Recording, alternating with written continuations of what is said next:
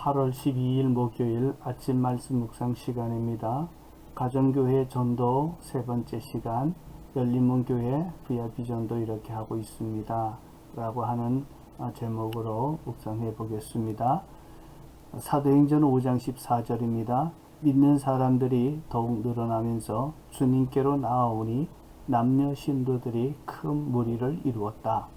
사도행전 교회의 특징은 예수님을 믿는 사람들이 계속 늘어났다는 것입니다. 이렇게 놀라운 전도의 열매가 맺을 수 있었던 것은 열심히 전도했기 때문입니다. 복음을 전하는 좋은 환경이 아니었습니다. 베드로와 요한이 예수님의 부활을 전하자 제사장과 성전 경비대장 사두개파 사람들이 격분해서 이들을 옥에 가두고 절대로 예수의 이름으로 말하지 말라고 협박하며 명령합니다. 그럼에도 불구하고 베드로와 요한 그리고 예루살렘 교회 성도들은 복음 전하는 일을 멈추지 않았습니다. 지금 코로나 상황이 더 악화되어 가고 있습니다.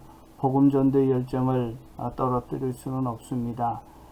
오늘 이재철 목사님 칼럼인 열린문교회 VIP 전도 이렇게 하고 있습니다를 소개하겠습니다. 가정교회를 하고 있는 교회는 어느 교회든지 주 관심이 VIP 전도일 것입니다. 그러나 열심과 생각만큼 오랫동안 VIP 전도가 되지 않으면 정체되고 목회자들도 힘이 빠지기 쉽습니다. 저도 20년간 가정교회를 하면서 늘 고민과 갈등은 VIP 전도 어떻게 할 수 있을까 였습니다. 1년 전부터 이 세 가지를 집중 몰입하여 해보았더니 6개월 전부터 VIP 전도의 열매가 더 나타나기 시작했습니다. 금년 1월에서 7월까지 매월 6.5명의 영혼구원이 이루었고 매월 3.5명이 세례를 받게 되었습니다. 모든 것이 주님의 은혜입니다. 우선 현대인들의 삶의 가치와 태도, 문화를 이해하는 것부터 시작해 보았습니다. 현대인들은 특히 젊은이들일수록 자기중심적이고 삶을 즐기려는 욕구가 대단히 강합니다.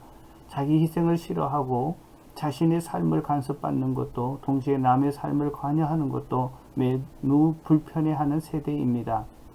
집보다 멋진 차를 먼저 구입하고 주말이면 야외로 나가거나 즐기는데 더욱 익숙해져 갑니다. 굳이 결혼할 필요조차 느끼지 않는 젊은이들이 점점 늘어가는 추세이고 결혼을 해도 자녀를 낳지 않거나 한 명 정도 낳는 것이 보통입니다. 자녀를 낳고 키우는 데서 들어가는 그 시간과 돈, 에너지보다 자신들의 삶을 즐기는 것을 더 우선시하는 사고체계와 문화를 가지고 있기 때문입니다. 원치 않는 아이를 임신하게 되면 슬쩍 병원에서 낙태를 쉽게 해버립니다.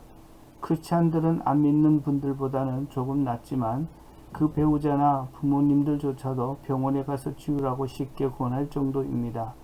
그러므로 영혼 구원에 대한 관심을 계속 갖고 계속 기도하고 희생이 들어간 섬김을 지속적으로 하는 것은 동기부여조차 되기가 어려운 것이 당연한 것 같습니다.